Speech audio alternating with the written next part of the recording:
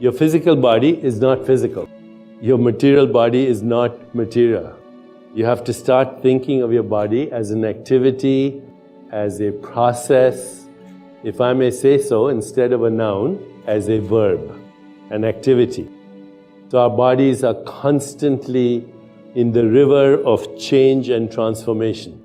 The Greek philosopher Heraclitus said, no man can step into the same river twice because it's a new man and it's a new river. Likewise, your true self cannot step into the same flesh and bones twice, because in every moment of your life, you're actually in the river of change, which is your physical body. Through processes like eating, breathing, digestion, metabolism, illumination, sensory experience, thoughts, feelings, emotions, desires, memories, imagination, creativity, intention, intuition, inspiration, your body is in transformation. In fact, the physical bodies that you're using right now to listen to my lecture are not the ones that you came in from Times Square a few minutes ago. Even with one breath that you breathe in 10 to the power of 22 atoms, which is a huge amount of stuff that comes from everywhere. Your environment ends up as your cells, your heart, your brain, your kidneys. With every breath that you breathe out, you're literally breathing out at the atomic level bits and pieces of your heart and kidney and brain tissue. And technically speaking, we're all intimately sharing our organs with each other right this moment. In fact, there are studies, mathematical calculations, that can show you without a shadow of doubt that right this moment you might have 1 million atoms that were once in the body of Jesus Christ or Buddha or Genghis Khan or anyone else you want to think about.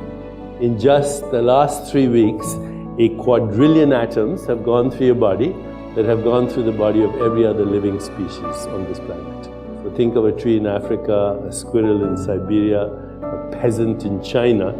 You have stuff in your body, which is actually non-stuff, that was there only 3 weeks ago. None of the atoms in your body are the ones that you were born with. None. They were manufactured in the crucible of stars, and in fact the atoms in this hand and the atoms here may have come from different stars.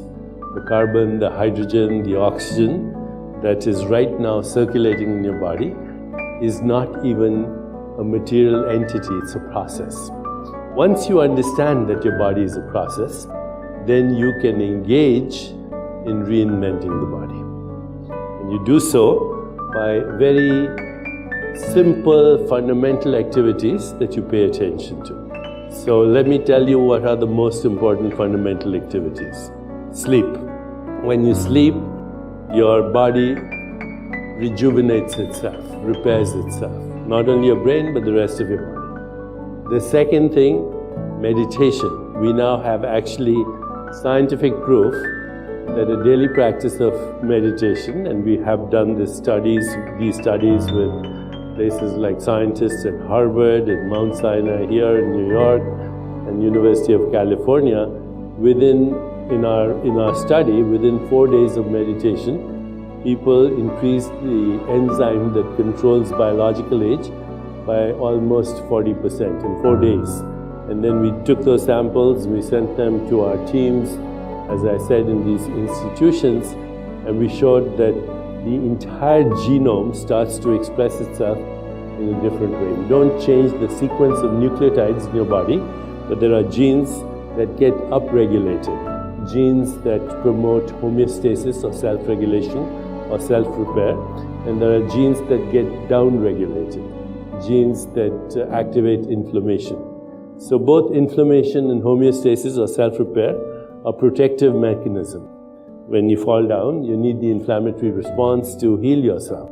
But if that response is exaggerated, then it is the basis of many diseases including chronic conditions like bronchial asthma, arthritis, many types of cancer, etc., heart disease.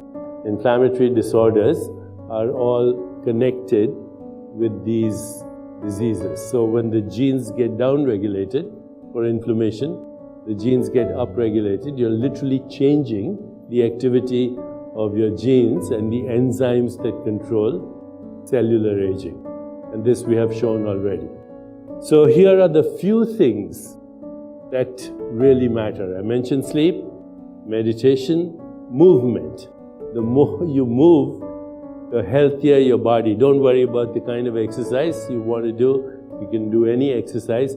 The key thing is to keep moving. The fourth thing is emotional well-being. And somebody in a previous talk mentioned the limbic brain.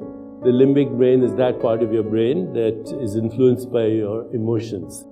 So when you experience emotions like joy, peace, compassion, empathy, then there's a phenomenon that occurs in your brain. It's called limbic resonance.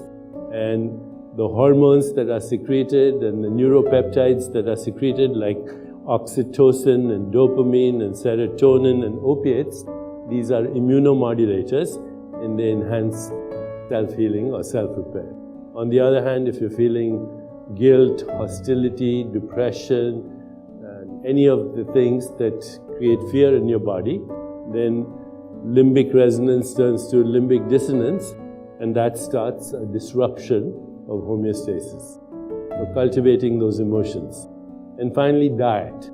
A diet that is free of a diet that's not based on refined foods, manufactured foods, or processed foods. A diet that is more plant-based, and also perhaps a Mediterranean diet, which includes fish and olive oil. It's that simple. Sleep, meditation, movement, cultivating healthy emotions, and a healthy diet. So here's the formula. Wake up every day with the intention that you're going to experience a joyful, energetic body, a restful, alert mind. Cultivate the emotions of peace, joy, love, compassion, empathy, and equanimity. And finally, experience lightness of soul. Because at the core of our being is an intelligence that's orchestrating all these activities that I mentioned. You have 600 trillion cells in your body, which is more than all the stars in the Milky Way galaxy. Only, by the way, only 10% of them are human. The rest is what is called the microbiome. So of the 600 trillion cells in your body, most of them are bacteria. You're a walking bacterial colony with a few human cells added.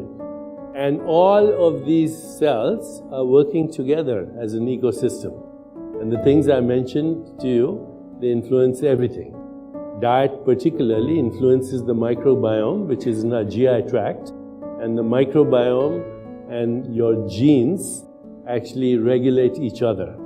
So it's a fascinating thing. Our body is star stuff that has learned to self-regulate itself, that has become self-aware, that knows itself, that regulates itself, that evolves, and ultimately that goes back to the field of pure consciousness, which is a field of infinite possibilities, infinite creativity, that takes leaps of evolution. And as we move into the future, I think you'll see that reinventing the body is not a possibility in the future, it's a possibility right now.